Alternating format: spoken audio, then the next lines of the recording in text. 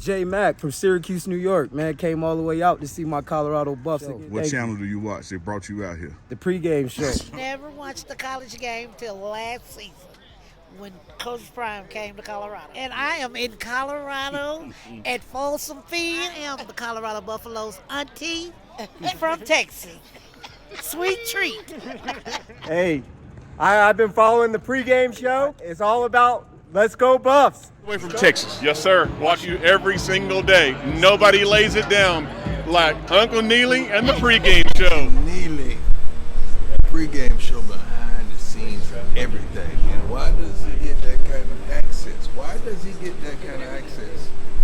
Because trust is involved.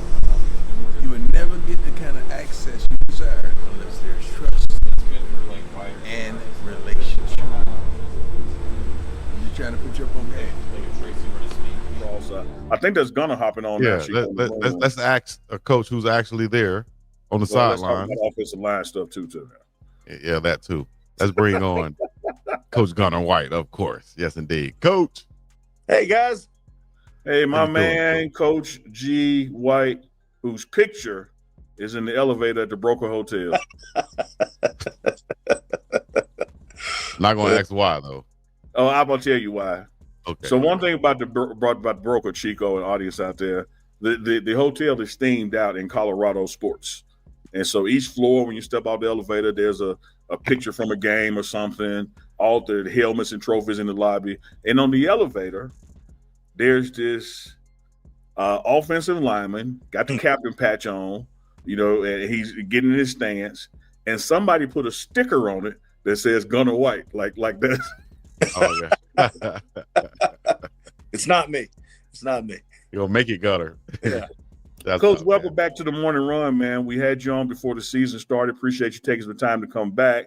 Yeah. We were giving you your flowers, so let me give them to you in your presence about the outstanding play of this O-line and how people doubted whether this three-headed monster in the coaching room could work.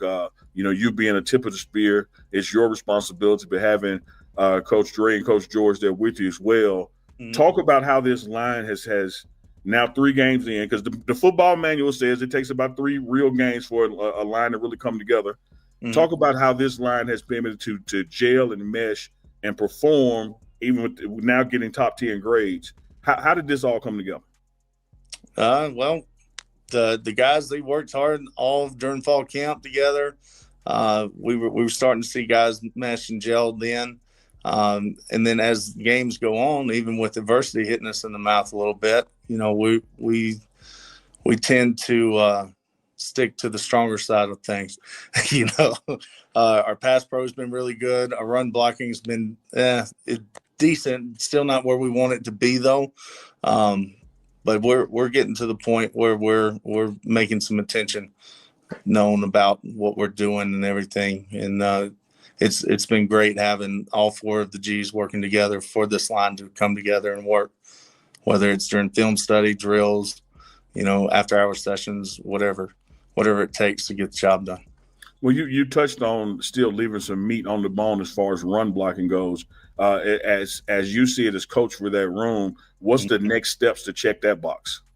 You'll see this week. We're implementing some different techniques this week, and I think you'll like what you see. Y'all heard that here on the Morning Run Live, man. We're not going to give too much away because we know Wyoming is watching as well. Our opponents love the show, so we're not going to tell them too much, Coach. I want to say this because, Chico and I go back and forth. Chico is my neighbor. He's from Alabama. Gunnar White and I from Mississippi. Mm-hmm. Talk about the impact these Mississippi guys have made on this O-line room, man. They've been holding down the middle pretty good. Like I said, not exactly where we want to be, because we strive for the Joe Moore Award. Like, that's our picture in the offensive line group chat. Like, that's what we talk about. Like, we have that standard in the room. And with those 3 guys so far, they've been doing a pretty good job. Yeah. Coach, when you're in the meeting room and you're talking about the game plan for the week, how excited do the guys, how do they respond when they know that it's going to be a heavy run game, in the game plan, a heavy week for running? How do your offensive linemen respond in the room? Do their eyes light up?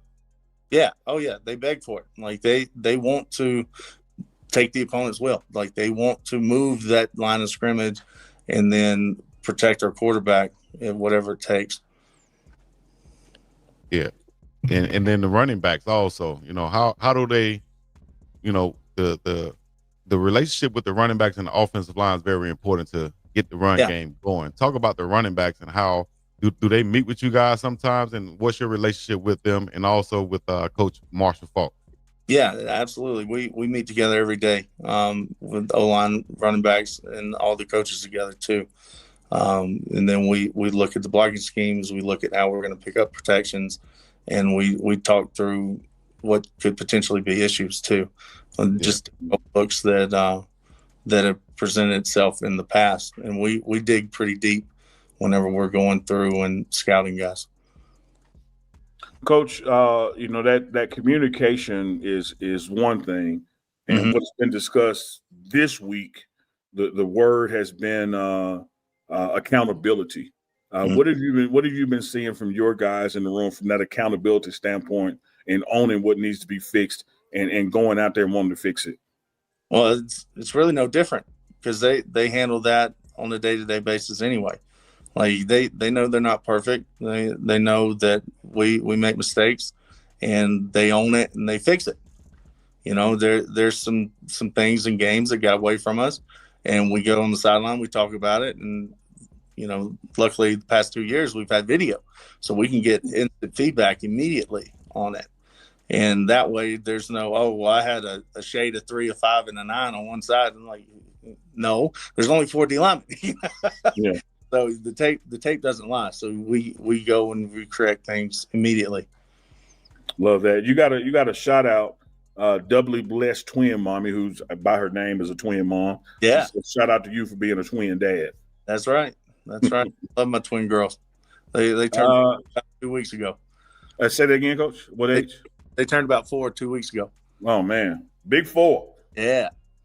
C Maven AI dropped a super chat in. We appreciate that $17 super chat. He says, risk of overcoaching, paralysis by analysis, let the Buffs play fast, not think slow. What are your thoughts on that? No, that's exactly right. The analysis part is more for us. So we take all the information and we simplify it and get tendencies, and then feed the guys those tendencies off of that. So it's like 2 to 3 liners. And then you get tips and reminders every week on just things that show up constantly throughout each opponent every week. And there's nothing that's going to slow them down, as far as there's no paralysis by analysis, because that's our job. Like I'm in here late every night. Yeah. That's my job, to simplify it for them. So that way, when they see stuff, they're like, oh, well, he can either do this or this. So I can play fast and go. Mm-hmm. Chico? I was going to ask about just positions. Like, you have a lot of transfers that came in that play multiple positions. How did you decide on the combination in the group to go with? Like, you have a guy like Xavier Hill who's played tackle, right tackle, guard, both sides, but he's at the left guard position next to Jordan Seaton. How did you decide those factors, or did they do it themselves? No, it was a little bit of both. We had an idea when we brought them in what they were going to play, and then we were just trying to put the best combination of the 5 out there. Because I wish we could have 11 offensive linemen out there. You know what I mean? But you can't. You can only play with 5, and then in some games we played with 7. That was a different little deal, a little change up for us. But no, it's all about practice tape and how you practice, because whatever shows up in practice is going to happen in the game. So that's how you get your dependability on the guys. Mm-hmm. They know that they have to show up for work every day. Yeah. And Coach, speaking of that, you got your 5, as you said, and have used 7, and that all starts with that practice evaluation and what you guys are seeing in practice. What are you seeing from those other guys in practice that somebody might be nipping on some heels and moving up later on in this season? Oh, they're hungry. And that's the thing. Like last week, we put Andre Roy out there at right tackle.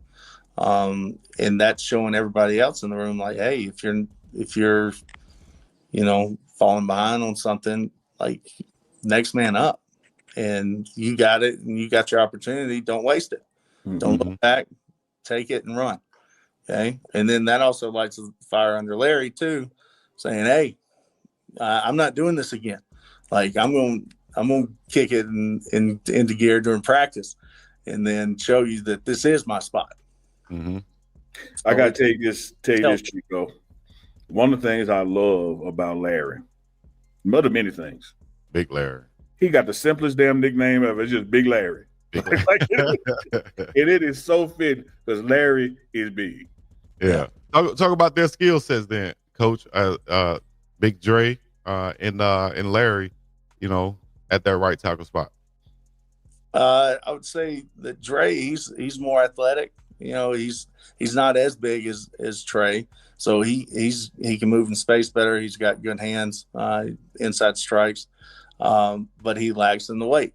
Whereas Trey, he can cover guys up in 2 or 3 steps compared to what other guys have to do to constantly keep their feet moving and cover guys. It's everybody has their pros and their cons, and then based off of what we're seeing throughout the week and then who we're playing, that's how it gets addressed. Yeah. And we talked about earlier with Coach Andre being in the booth and you being on the sideline along with Coach Hageman. Talk about that dynamic, how you guys work together to get the best out of your offensive line. So Grant and Dre, they're up in the box, and me and G, we're down low. So they see everything in real time, and then they also have tablets up there as well too. So by the time that the drive's over, they got a pretty good grasp on what happened during the series. Where with us, we only get a certain angle, because if you notice, I'm not in the camera too much because I'm usually on the opposite end of what's going on, so I can see as much as I can. And then they relay feedback to me. I get the tablet, and then I go through the plays with the guys. And then as that's going on, if we need to have one-off conversations and whatnot, Coach G would take it, and he'll get with the guys, and if they need heavier corrections or more one-on-one time, he's going to handle that too while I address the rest of the line.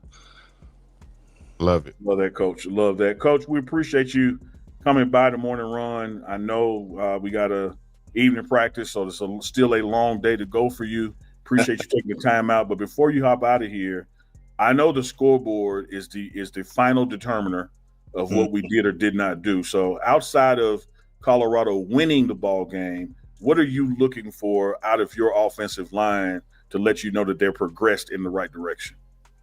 Be physical and move line of scrimmage and keep the quarterback on his feet. Like, as long as we do that, that's our job. Anything other than that, it's not cutting it. And we owe that to the team. We owe that to the fan base. We owe that to everybody who wears black and gold. And that's something that we pride ourselves on. Sounds like accountability to me, Chico. Sounds like it's KISS. Keep it simple, stupid. That's right. That's right. Coach Gunnar White, my homeboy from Mississippi, HBCU grad and a black belt. There you go. Whoop your ass if you get out of line. Coach, we appreciate you. Thanks for having me, guys. Thanks, Coach. All right. Coach Gunnar White, O-line coach at CU. Chico, again, I heard it all. I heard all through the conversation, accountability, even if he didn't necessarily use that word. Right. Most definitely, man, because, that's what you need, especially when you have an offensive line that has depth and guys behind. You know that this guy can come in and play, like he said Big Roy did behind Big Larry. So you're going to be accountable for what you're doing out there on the football field. They're going to hold you accountable. You got 3 coaches that's on you. So you're going to have to be on top of this. I wouldn't expect anything less from this offensive line with these type of coaches being on them constantly. Mm-hmm. And that depth once again. So we'll see how it plays out versus Wyoming. I'm expecting a dominant game. I think this offensive line is looking forward to pushing some guys against their will. Absolutely. Absolutely. I think they're up for the challenge, man, and looking forward to it as well. Kind of like walking into a buffet. You're just like, man, I'm about to eat. It's about to go down up in here today. I don't know if they know. Hey, Chico, it's Sunday afternoon at Grandma's house. Everybody go eat. And we done already took that ride in the car with the cousins. Boy, we about to go ahead and mess something up. Got to.